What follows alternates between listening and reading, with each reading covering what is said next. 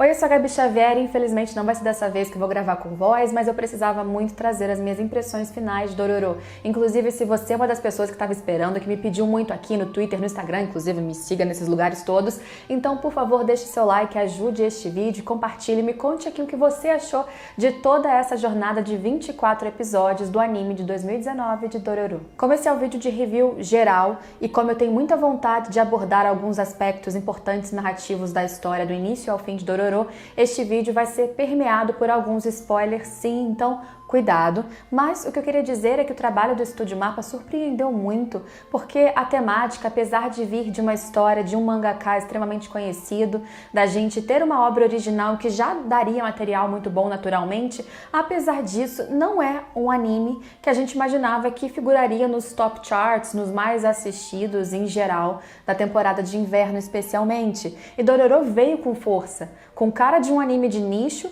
mas talvez trazendo um tipo de narrativa, uma história que há muito tempo a gente não tem, ou pelo menos não tem com uma presença, uma força tão grande, uma divulgação tão boa. Dororo, o mangá original é de 60, do Tezuka, que é super conhecido como o pai dos mangás, e realmente ele trouxe uma mitologia que, como eu falei, já tinha um material muito bom pra gente assistir adaptado. Só que o anime, ele atualizou, e como mesmo o final do mangá, como o próprio Tezuka fala, já comentei aqui no canal, ele deu uma corridinha, o mangá falava de 48 demônios e no final o próprio Tezuka não teve tempo ou vontade de ir destrinchando a recuperação de cada um desses demônios. No final das contas, o anime ele precisou caminhar por pernas próprias, fazer escolhas, trazer novas histórias e, a partir da segunda metade, escolher qual seria a jornada do Hyakkimaru. O que a gente entenderia desse personagem que foi amaldiçoado desde o seu nascimento pelo seu pai, que era um lorde samurai com terras em desgraça, e fez um acordo no anime com 12 demônios para dar o filho que fosse, pegasse todo o corpo do recém-nascido para ele conseguir de novo a glória do seu povo. Na verdade, não pela salvação dos outros, mas muito mais por um orgulho, por um egoísmo dele, do Lord Daigo. E a história na primeira metade é muito de superação realmente do Hyakkimaru. O garoto que aprendeu a sobreviver porque foi salvo por um médico de Ukai, que tinha vários dos seus traumas de guerra, coisas que ele fez terríveis e que ele não superava, e ajudando os outros com próteses, de repente ele se sente ali responsável também por aquela vida quase morta, Hyakkimaru, que a gente descobriu ao final do anime que só sobreviveu porque o 12º demônio não conseguiu pegar a parte que lhe cabia. E o Hyakkimaru aprende a sobreviver e ele tem sensibilidade, apesar de não sentir, não ter tato, não ter olfato, não escutar, não enxergar, mas ele compreende o mundo. Ele sempre enxergou sombras ou luzes e através disso conseguia ver o que era demoníaco, o que era natural,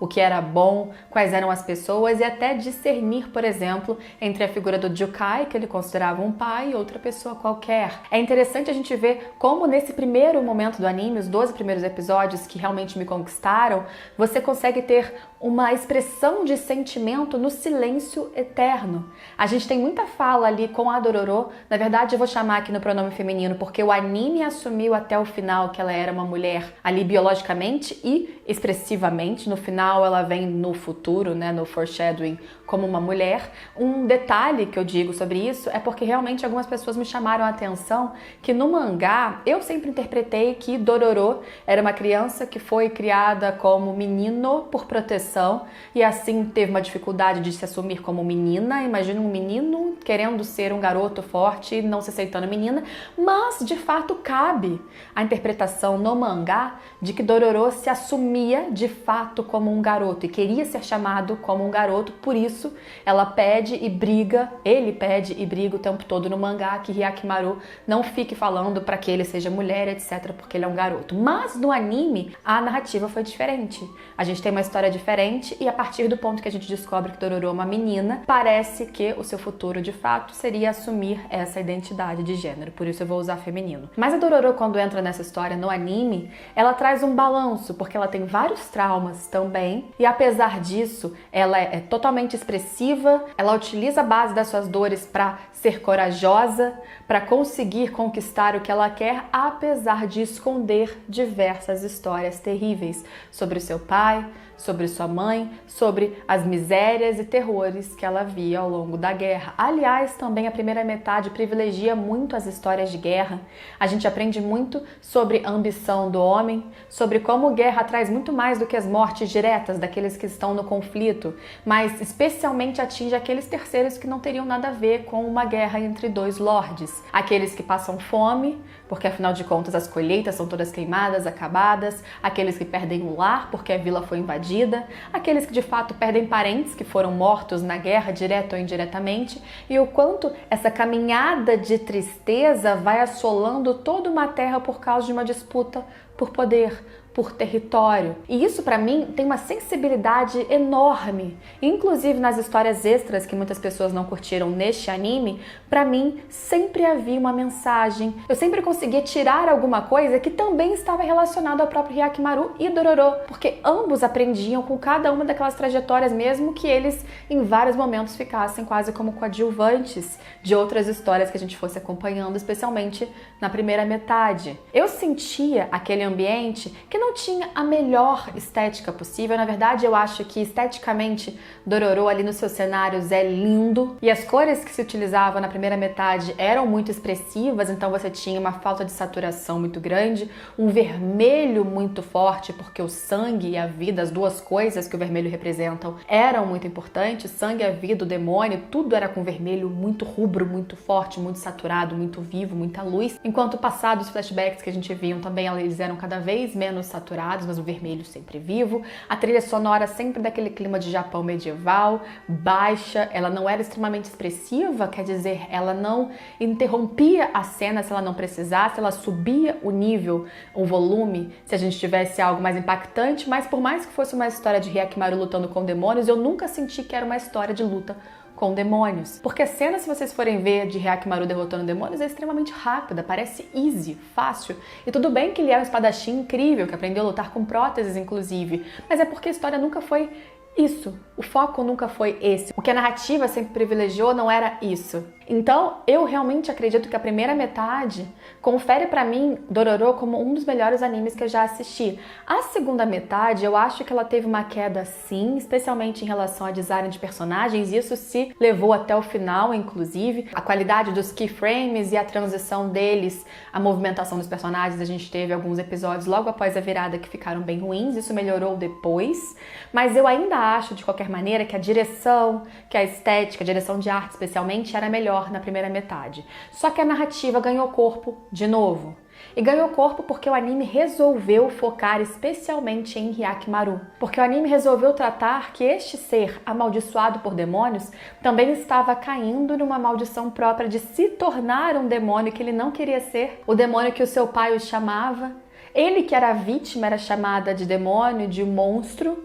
E ao mesmo tempo ele poderia se converter em demônio porque ele estava matando pessoas, porque ele estava sendo egoísta, o que é uma ideia contraditória porque ele merecia o seu corpo. Ah, mas o povo voltaria a sofrer, só que aí no final do anime, finalmente eles trazem a mensagem que eu queria, que eu precisava. Sim, Hyakkimaru estava em um dilema próprio de precisar abrir mão do que era dele para que o resto do povo não sofresse, mas na verdade aquilo tudo nunca esteve nas suas mãos. No momento que o Lord Daigo, ele faz o acordo, ele dá o corpo do seu filho para conseguir a glória, ele não faz nada ativamente para conseguir isso, nem todas aquelas pessoas. Eles mantiveram, eles conseguiram lucrar, eles conseguiram ser felizes por causa do sofrimento de uma pessoa, de um ser. Eles não foram aqueles que construíram, portanto, manter, como a mãe do Hyakkimaru fala no final, manter essa prosperidade é muito difícil, porque ela é frágil, ela não foi construída, ela foi pega num acordo injusto. Então, no final das contas, Hyakkimaru estava passando por uma questão toda interna, um drama, um conflito, que era do seu crescimento, que precisava, porque ele lidou com uma verdade muito difícil, de ter um pai que o sacrificou, uma mãe que o renegou em nome de uma terra, uma mãe que, pelos seus olhos, sim, também o abandonou, um irmão que queria o sacrificar, estava disposto ao sacrificar, porque Tahomaru acreditava que, apesar de todas as coisas ruins, a terra importava mais, independente da a falta de visão desses lords de que eles precisavam, não é impossível, uma terra não prospera só com pacto demoníaco, né? Apesar deles não enxergarem isso, o Hyakimaru precisava lidar com os seus próprios fantasmas. Ele sempre lidou com a falta de corpo e a princípio ele era um ser puro. O que ele tinha de demoníaco era o seu corpo que estava com demônios fora de si. Mas de repente, quando ele vai conseguindo enxergar a realidade, falar com as pessoas e ouvir a morte daquela que ele já amava e perceber como a sua jornada de guerra estava totalmente ligada inclusive ao seu passado e ao seu pai, aí ele precisa lidar com esses sentimentos e com as fraquezas humanas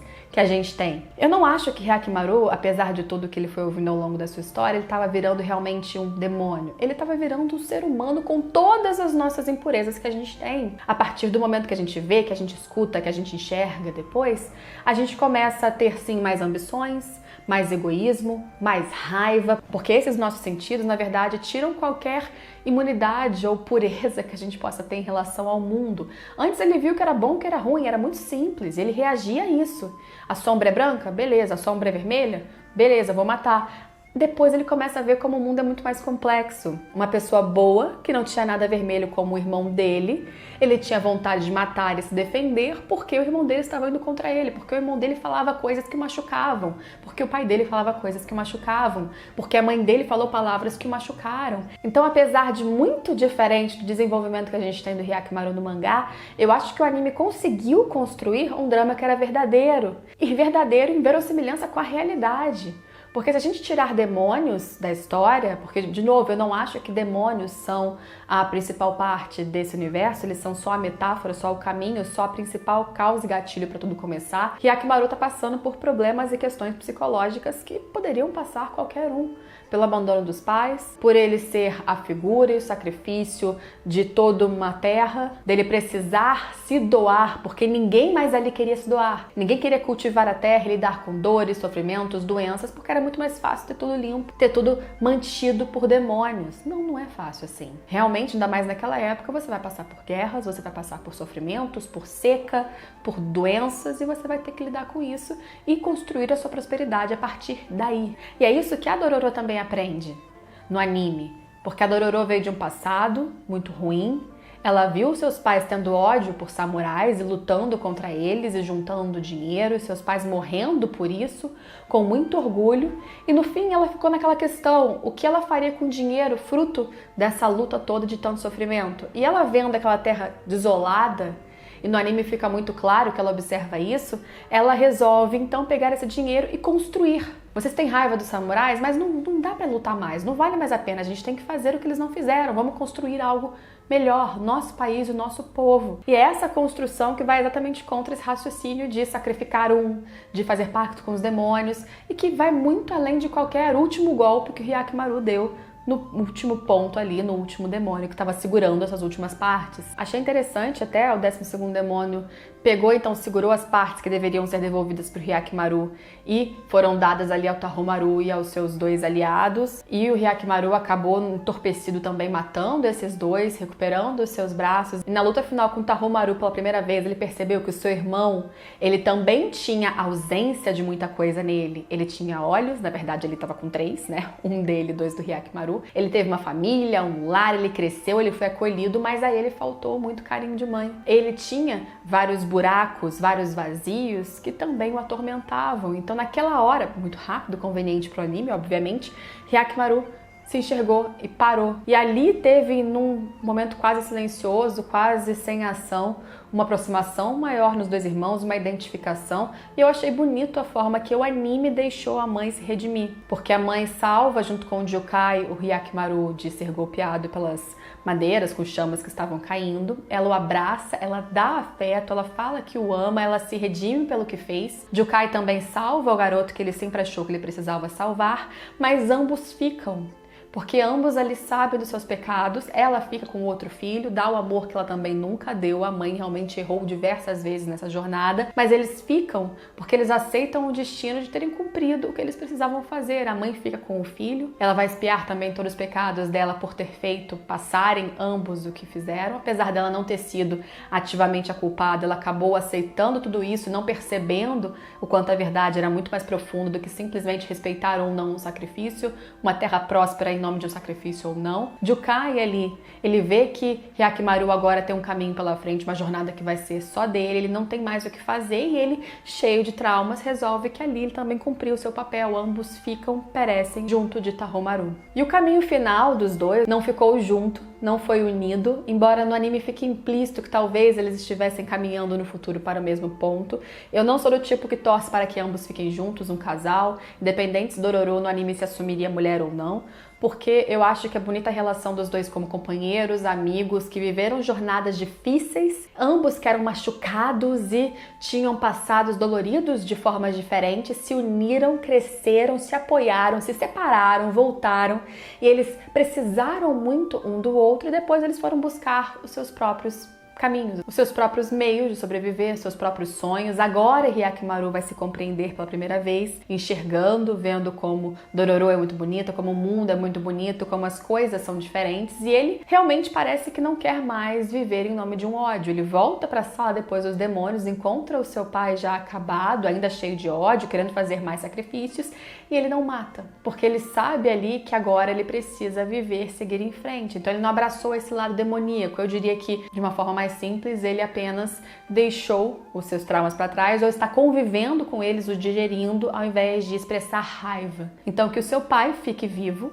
saiba o que ele fez e saiba como uma terra precisa e pode ser construída sem qualquer pacto, mas pelo esforço. E esse é um pensamento também que o próprio Daigo tem ali no final. Talvez esse cara, esse meu filho, esse meu herdeiro, teria a força de reerguer essa terra sem precisar ser sacrificado. Não sei, não se sabe. Talvez as terras do Lord Daigo nunca seriam incrivelmente prósperas, mas o que ele fez foi o caminho mais fácil, sacrificando só um. E tanto era frágil que quando acabou tudo voltou a ser como antes, porque eles não construíram. Não é porque a terra passou de abençoada para amaldiçoada, é porque voltou ao seu estado anterior. E para você chegar em um momento próspero, em algo bom, você tem que caminhar muito e batalhar muito. Não é tão fácil assim. Embora o final seja um pouquinho aberto, ele é muito mais fechado do que no mangá. A experiência de mangá e anime são bem diferentes, mas ambas muito proveitosas. Eu me identifico um pouco mais com o anime por causa da linguagem, da estética mesmo, mas é algo pessoal, não é porque é melhor ou não. Eu gosto muito mais da jornada da primeira metade de qualquer maneira, mas a segunda conseguiu engatar e terminar com o caminho do Hyakimaru sem que eu estivesse me sentindo em outro universo. Em alguns momentos, no começo da segunda metade, episódio 13 a 15 talvez, eu não lembro exatamente, eu me senti um pouco fora, a narrativa mudou muito, o ritmo mudou muito. Eu não tô nem falando em questão de qualidade ali, de estética, de animação, porque isso a gente supera. Eu realmente achava que a narrativa mudou demais, mas depois eles se encontram, quando eles resolvem focar especialmente no Hyakimaru, na sua jornada, e esses caminhos conflituosos até eles chegarem então no ponto foco e resolver se Hyakimaru recuperaria o corpo ou não, destruiria sua casa ou não, se o povo sofreria em nome dele ou não. Quando chega nesse ponto, eu acho que eles conseguem seguir bem, sólido, e terminam de uma forma bonita. Eu não acho que a jornada assistindo Dororo foi sempre ascendente, ou seja, sempre melhorando. Ela teve altos e baixos, mas conseguiu terminar de uma forma que eu sinto que essa é a história que a gente começou a ver lá no começo. Não precisava ser extremamente trágica. Algumas pessoas acharam, eu vi muitas pessoas comentando que foi feliz demais. Não acho, foi dolorosa. Ele não teve uma família para abraçar, ele sequer terminou com a Dororo, com quem era sua irmã, sua companheira de jornada, não pelo menos explicitamente. Você pense aí depois das luzes e caminhos o que você quiser, deixar em aberto para você imaginar. Foi dolorido, porque teve muito sofrimento, muita tristeza, tanto no caminho de todos que eles encontraram, que inclusive estavam sofrendo cada vez mais nas terras do Lord Daigo, quanto da jornada do Hyakimaru, que era pessoalmente ali sofredora, era o cara que precisava abrir mão de si para poder salvar os outros, sendo que foi tirado algo dele por egoísmo. Da Dororo, que sofria ao ver o seu irmão se transformando e, além disso, tinha os seus próprios pesadelos, seus próprios traumas a superar, a construir, e vários outros papéis que foram se intercalando, que foram ali se unindo para no ponto final a gente unir tudo num pensamento só. Eu acredito que conseguiram concluir bem, não da melhor forma possível, mas me deixou feliz. Fico feliz que o anime de Dororo não tenha decaído, chegado no final eu tenha ficado extremamente chateada, porque, como eu falei, eu tenho um carinho muito grande pelo que eu assisti, especialmente no começo. Se por acaso você resolveu assistir esse vídeo com spoilers e não assistiu Dororo ou dropou em algum momento, eu recomendo que você volte a ver ou comece a ver, porque vale a pena, especialmente se você gosta desse tipo de história. Essa é a minha opinião, bem sem voz, como vocês podem perceber, mas estou me esforçando, então deixa seu like, me conta o que você achou de Dororo, quais mensagens você também tirou deste anime, se inscreve no canal se você ainda não for inscrito para acompanhar todos os próximos vídeos. Tchau, tchau!